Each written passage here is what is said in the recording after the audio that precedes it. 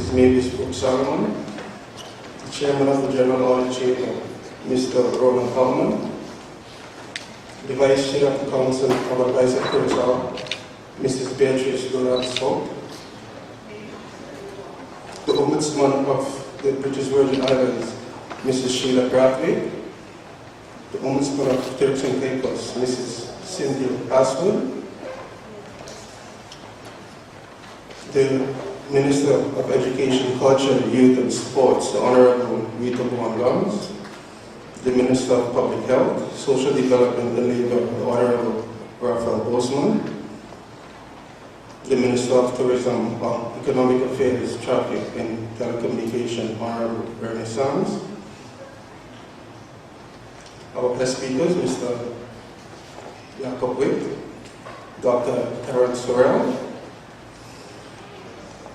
members of the press and media, ladies and gentlemen, good morning and welcome to the first part of the Information Village. The High Council of State have put together an interesting program that we hope that will be informative as well as engaging. Our society is made up of morals and values. What do we mean by morals and values? Morals are also called principles. Morals are habits with respect to right or wrong conduct. Morality is ultimately a personal compass of right and wrong. Values are standards or ideals. Values are important and lasting beliefs shared by the members of a culture about what is good or bad and desirable or undesirable. Values have major influence on a person's behavior and attitude and serve as broad guidelines in all situations. One important result of morals and values is integrity. Without morals and values, there can be no integrity. The word integrity is much used in our society of late. That is understandable, because integrity is one of the main building blocks of a well-functioning democracy. Without integrity, corruption can take hold of a community.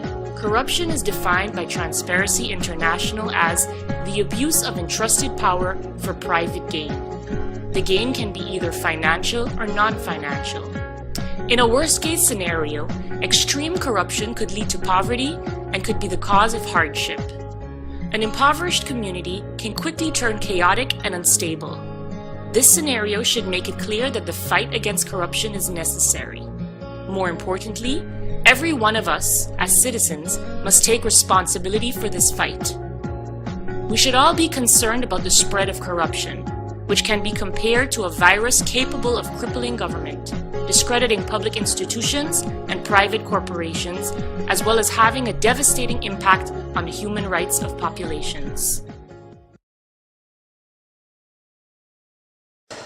On behalf of the three High Councils of State, the General Audit Chamber, the Council of Advice and the Ombudsman, I welcome each and everyone present here today.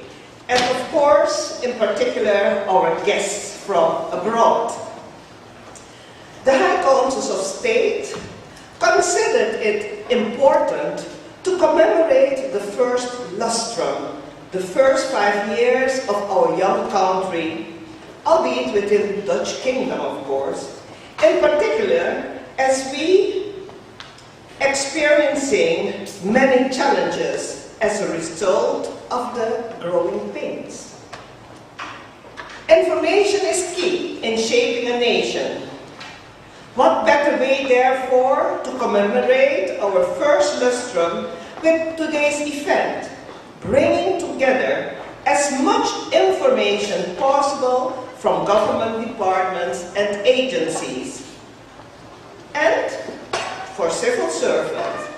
Civil servants are the constant element, the power of government. Your role as civil servants in promoting good governance is therefore pivotal. Reason why special attention is placed on you as we of the High Councils of State embark on commemorating our first lustrum. We selected 2 speakers from the region to present and discuss with you the role of the people in good governance and morality, integrity, and corruption. Very actual topics. The Constitution is the cornerstone of the organization of our country. A question to you. Do you know what the preamble, the introduction to our Constitution states? Let me remind you, the first words of the Constitution are, "We, the people of Sint Maarten." We, the people. That means you and I. We resolve to work together with our partners in the Kingdom of the Netherlands, with our neighbors in French Sint Maarten, and with all people of the world on the basis of freedom, equality, peaceful coexistence, and international solidarity. And declare that we are a people that believe in the principles of democracy, the rule of law, the principles of the segregation of powers, the dignity and value of the individual, the entitlement of all persons to the fundamental rights and freedoms. Declare that we wish to establish a constitutional order based on an open and accessible government, and therefore, in order to record these goals and convictions, the provisions of the Constitution have the force of law. The preamble of our Constitution, words that should resonate today loud and clear. Are you aware that you and me, including government, proclaim what I just read? Today's sessions are organized with you, the civil servants, in mind. Take advantage of the information which is to be shared and interact after each presentation with the speakers. Ask many questions as possible because this is your chance to be empowered. Our society is made up of morals and values. What do we mean by morals and values? Morals are also called principles. Morals are habits with respect to right or wrong conduct. Morality is ultimately a personal compass of right and wrong. Values are standards or ideals. Values are important and lasting beliefs shared by the members of a culture about what is good or bad and desirable or undesirable. Values have major influence on a person's behavior and attitude and serve as broad guidelines in all situations. One important result of morals and values is integrity. Without morals and values, there can be no integrity. The word integrity is much used in our society of late. That is understandable, because integrity is one of the main building blocks of a well-functioning democracy. Without integrity, corruption can take hold of a community. Corruption is defined by Transparency International as the abuse of entrusted power for private gain. The gain can be either financial or non-financial. In a worst-case scenario, extreme corruption could lead to poverty and could be the cause of hardship. An impoverished community can quickly turn chaotic and unstable. This scenario should make it clear that the fight against corruption is necessary. More importantly, every one of us, as citizens, must take responsibility for this fight. We should all be concerned about the spread of corruption, which can be compared to a virus capable of crippling government, discrediting public institutions and private corporations, as well as having a devastating impact on the human rights of populations. I have been tasked to speak about the role of the people in good governance. I suppose that the politicians of Sint Maarten heard about it, and I'm very thankful for them to create a situation where I can speak very timely on this particular subject. Unfortunately, I cannot go into the details of that predicament because of my function I might have to give some advice and so on, but we can say a few things. It is an interesting subject, the role of the people. The first question is, who are the people? What people are we talking about? The people of Sint Maarten, but who are the people of Sint Maarten? Or sometimes the question is, who are Sint Maarteners? That question gets you into all kinds of trouble. According to the Constitution, it seems that one has to be a Dutch citizen, one has to have a Dutch passport to be a Sint Maarten. The question is that right? I just asking the question.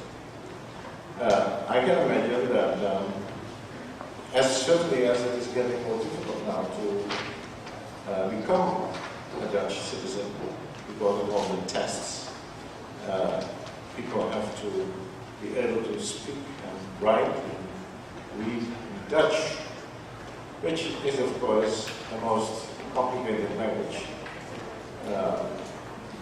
An ambassador of Spain once said about Dutch that it is, and I have to say it in Spanish, una enfermedad de la garganta.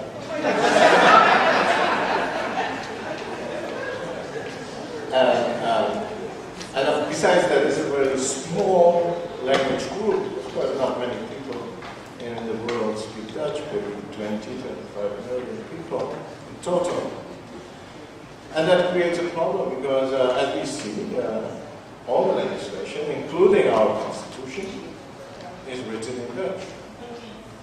And given the fact that most people here speak English, which is a world language, creates some kind of a problem. It means, for example, that to be a good lawyer, one has to master not just one language, which is usual, but one has to master two, English and Dutch. And I would go further.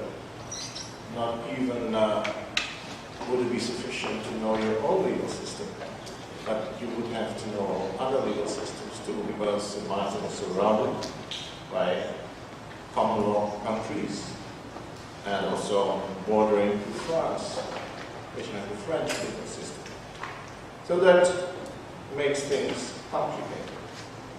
One could imagine, for example, that in order to be able to vote, the question could go, why is it necessary to be Dutch, to be a Dutch national? You can have people who live here for 20, 30 years, integrated into society, have jobs, pay taxes, but because they are not Dutch, cannot vote. It might be a different thing if we look at the other side. Should one be Dutch to be a minister or a member of parliament? There's more to say for that. But there might be rights which one could say should other people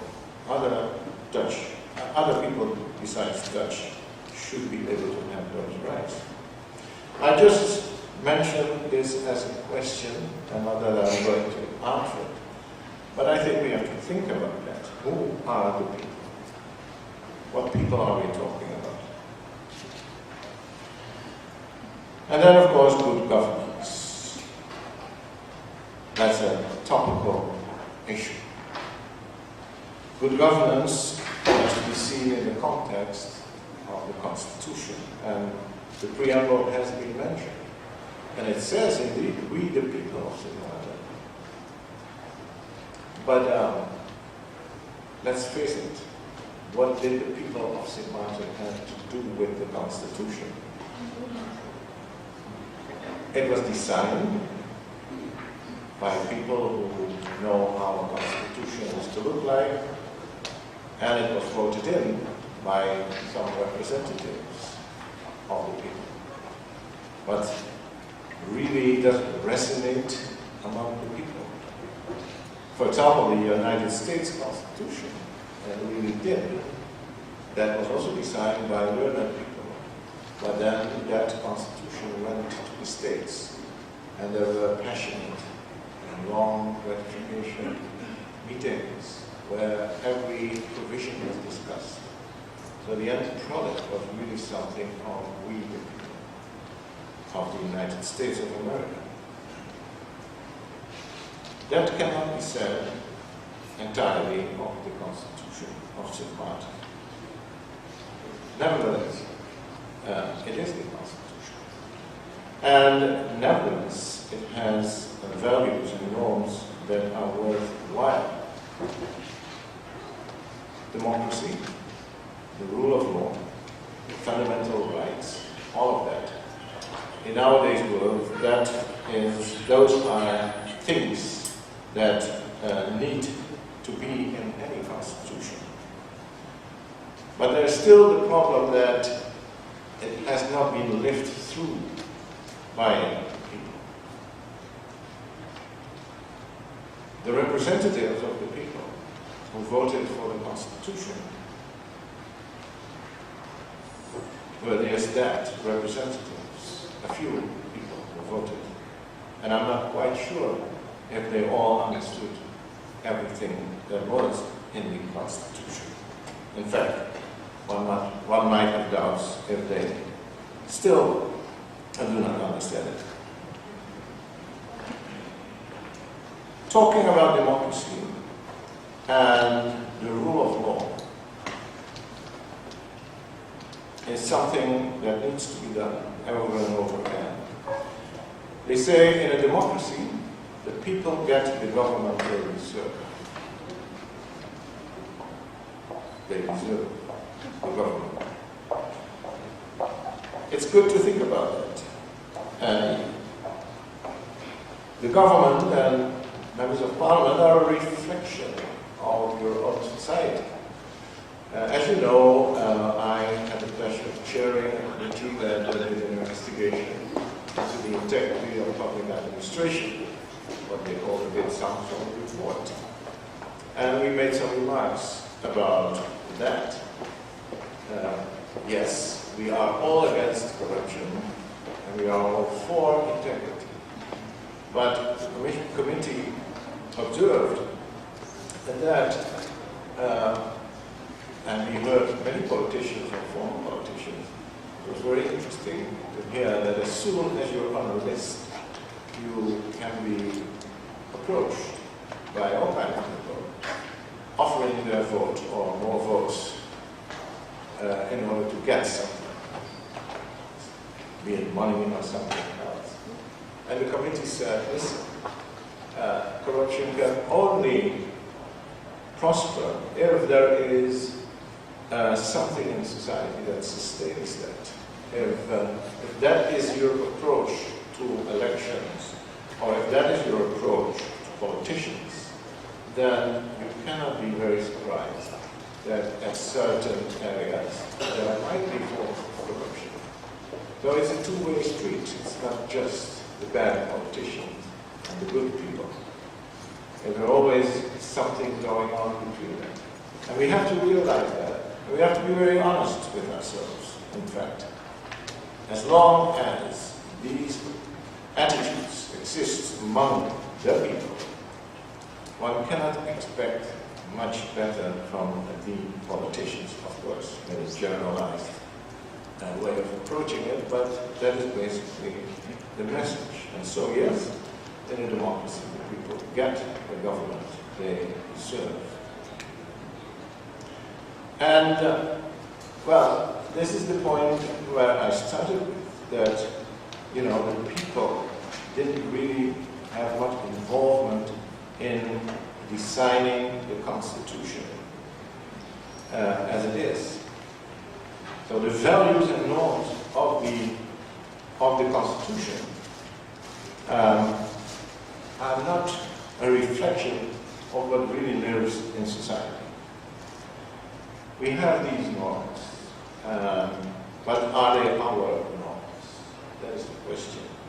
And in his book, The Middle Passage, V.S. Naipaul, the great Trinidadian author and Nobel laureate, and that he described how he was aboard a ship that took him from England to the West Indies. This was in the 60s. And then he gives the story where he was talking to a Grenadian of 33. Grenadian said, and I quote Nepal, he had 10 children in Grenada, in various parishes and by various women. He had gone to England to get away from them all, but then had become to feel that he should go back and face his responsibilities. He thought he might even get married. He had not yet decided who to, but it probably would be the mother of his last child. He loved this child. He didn't care for the others. I asked, Michael says, I asked why then he had so many. Didn't they have contraceptives in Grenada? He said, with some indignation, I'm a Roman Catholic. And for the rest of the journey, never spoke to me.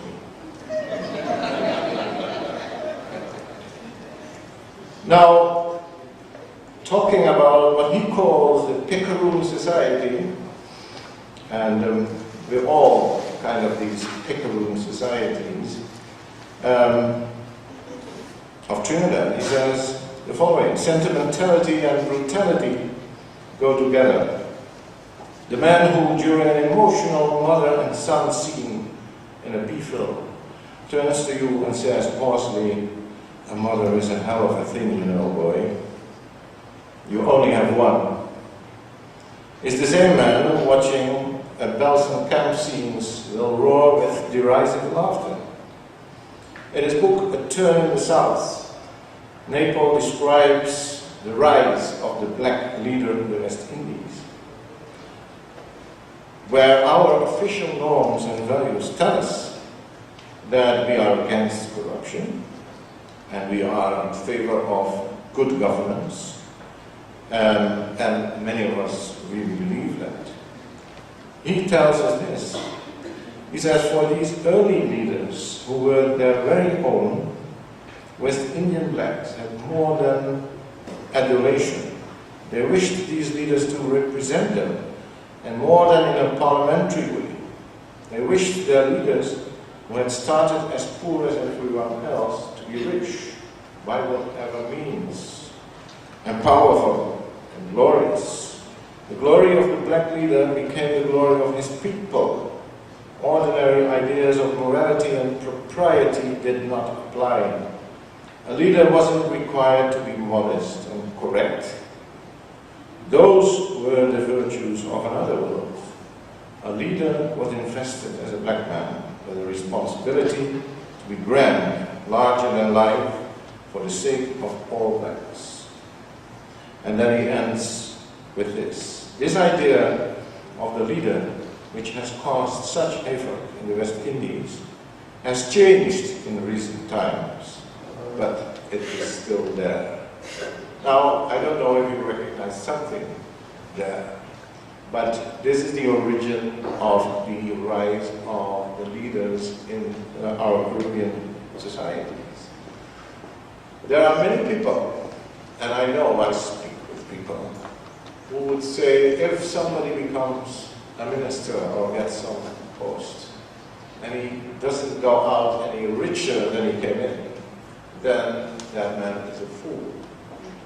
That is how some people still think. And I just say it very plainly, because we have to cope with these things. We have to understand that it's not just preaching the word, but doing what we preach. We know it's not right, but we have this history still lingering on. So we have to internalize, really, democracy in the true sense, and we really have to internalize the rule of law.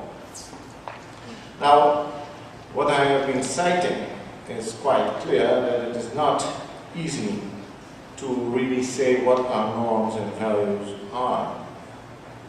And There's another complication we have to look at, and that is the question of if our norms and values, our way of life, if they are really correct.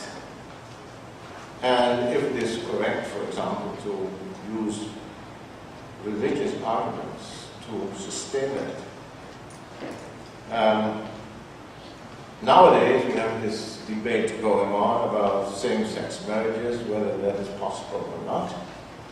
But not so long ago, in the United States, there were passionate discussions about whether marriage between the races would be possible, whether that would be a good thing. And the majority in some southern states said that that was absolutely unacceptable. And in fact, a marriage between a white and a black person, or of any other race, was a crime. And that is not so long ago. In 1955, a judge in Virginia wrote this: Almighty God created the races white, black, yellow, Malay, and red, and He placed them on separate continents. And but for the interference with this arrangement, there would be no cause for such marriages. The fact that He separated the races shows that He did not intend for the races to mix. And he thought that penalizing interracial marriage was in conformity with the Constitution. But in appeal, the Supreme Court of Appeals of Virginia made it even worse. They upheld the decision of the judge, but they also referred to an earlier decision of themselves from 1955, where the court had concluded that the goals which the state of Virginia tried to reach with penalizing interracial marriages were legitimate. And those goals were, I cite, I quote, to preserve the racial integrity of its citizens and to prevent the corruption of blood, a mongrel breed of citizens, 1955. And the obliteration of racial pride. It's only in 1967, that's not even 50 years ago, that the United Supreme Court made an ended this flagrant discrimination.